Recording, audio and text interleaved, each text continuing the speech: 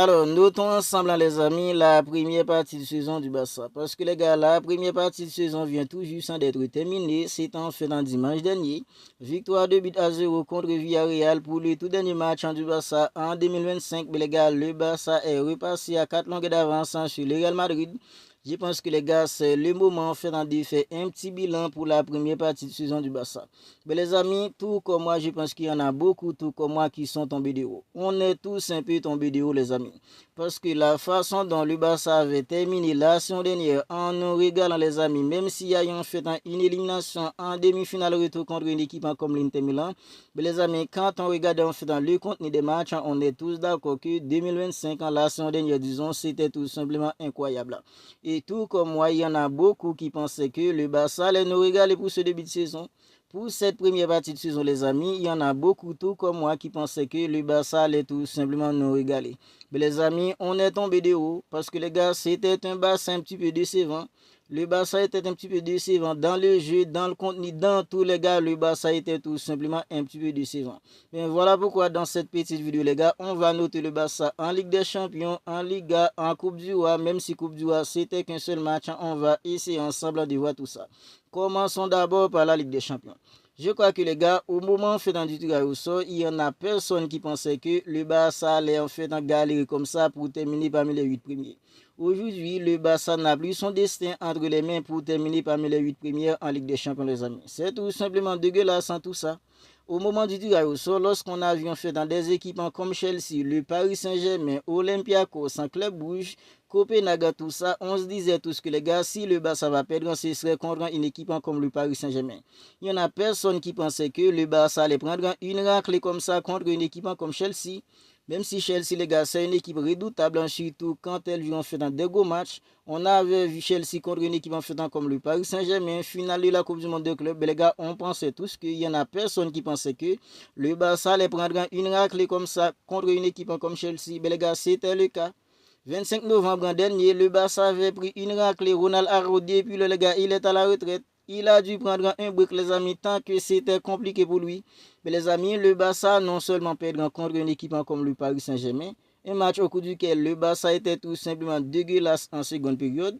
En première période, on a vu un Barça en fait cohérent, un Barça qui faisait un pressing tout simplement monstrueux, un Barça qui était capable de contrôler le jeu, un Barça qui dictait le rythme du match. Mais les gars, en seconde période, le Barça a pris l'eau. Le Barça s'était coulé en seconde période parce que les gars, le Barça était incapable de faire 4 passes en seconde période. C'était un Barça qui était incapable d'enchaîner 4 passes contre une équipe comme le Paris Saint-Germain en seconde période parce que les gars, le Barça était tout simplement dégueulasse, un Barça impuissant.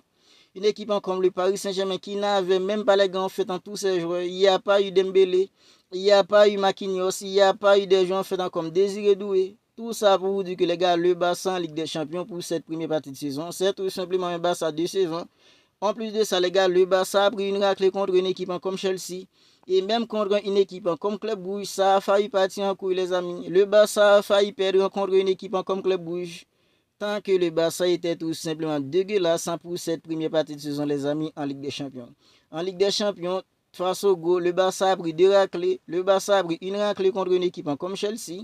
3-0. Ce que les gars, il n'y a aucune personne qui pensait que le Barça allait couler comme ça contre une équipe comme Chelsea.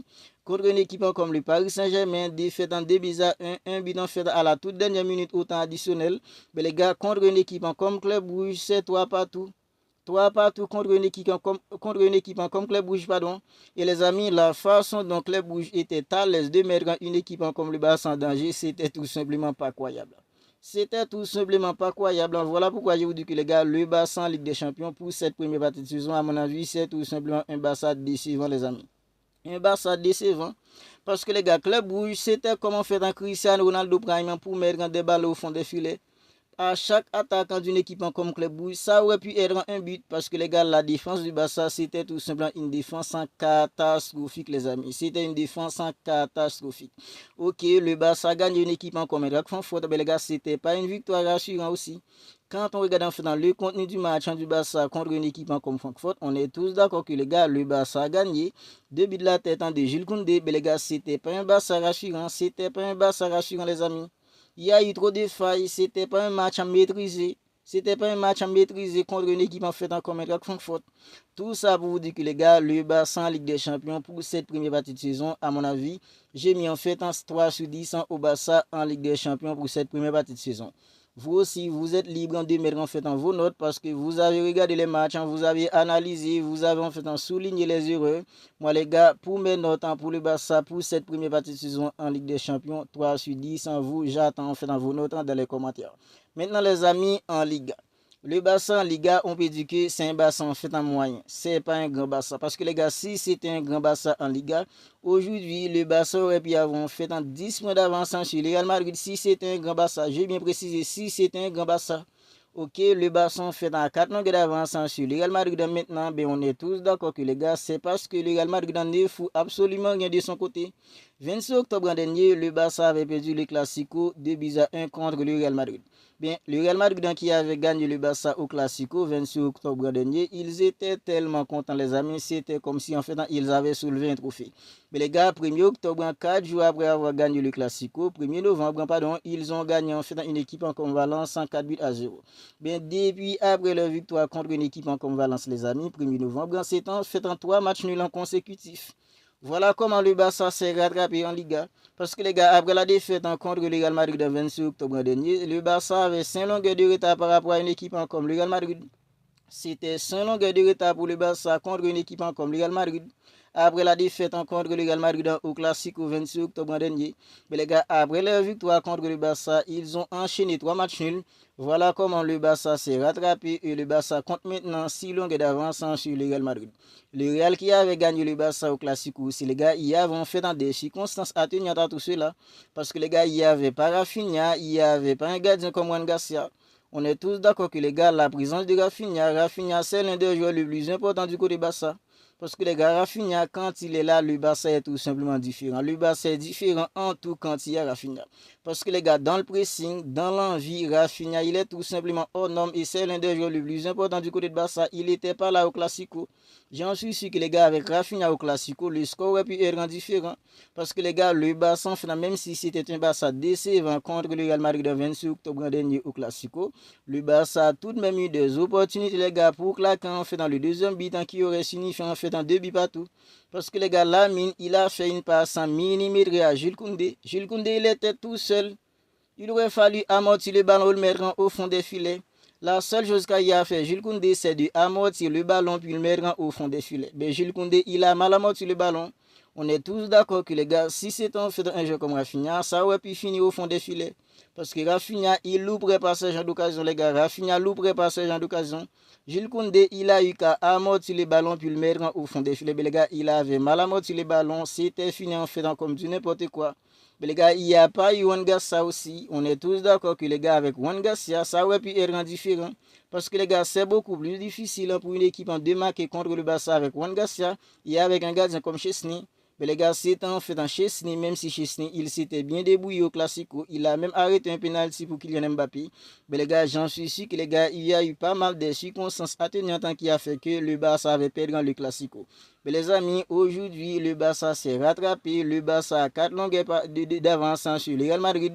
On peut dire que les gars, je peux mettre en fait un 8 sur 10 au Barça en Liga. Même si ce n'est pas un grand Barça, je pense que les gars, le Barça s'est pas mal débrouillé pour se rattraper au Real Madrid. Même si le Real Madrid de son côté, il ne faut absolument rien. Mais les amis, le Barça est l'élu des tranquillants de la Liga à présent à 4 longueurs d'avance sur le Real Madrid. Mais les amis, il y a aussi en fait en Coupe du Roi. La Coupe du Roi, Hansi Flick, les gars, il avait fait jouer des jeux comme Lamine, des jeux comme Jules Koundé, Pedri, tous ces jeux, les gars, ils ont joué la Coupe du Roi contre une équipe en fait de deuxième division. Mais les gars, lorsque j'ai vu Hansi Flick titulariser un jeu comme Lamine, j'étais tout simplement figué. Mais les amis, à la fin du match, je me suis dit que si en fait il n'avait pas aligné en fait des jeux comme Lamine, des jeux comme Rashford, des jeux comme Pedri, qu'est-ce qu'aurait fait le Barça? Comment le Barça aurait fini le match? Parce que les gars, il y a beaucoup d'équipes en première division qui s'est fait éliminer. Des équipes en fait comme Villarreal, première division, elle s'était fait éliminer par une équipe en fait comme deuxième division. Voilà pourquoi je pense que les gars ont fait un anti-flic qui avait titularisé des joueurs en fait comme Lamine, des joueurs en fait comme Pedri, des joueurs comme Jules Koundé. Je suis honnête, alors je suis complètement d'accord avec lui les gars. J'étais un peu furieux au moment en fait de la titularisation des joueurs comme Lamine, mais au final, j'étais un peu plus compréhensif à la fin du match parce que les gars, c'était compliqué. Globalement, les gars, c'est un bassin en fait qui se débrouille hyper bien en Liga, même si les gars, en Liga, ça a été compliqué il y a un moment. Mais le Barça s'est au final rattrapé. Mais les gars, en Ligue des Champions, c'est un Barça décevant.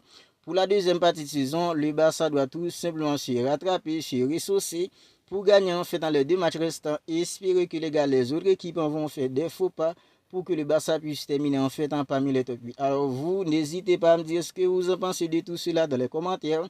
Le bilan du Barça en première partie de saison, je pense que les gars, c'est un Barça en fait qui se débrouille hyper bien en Liga.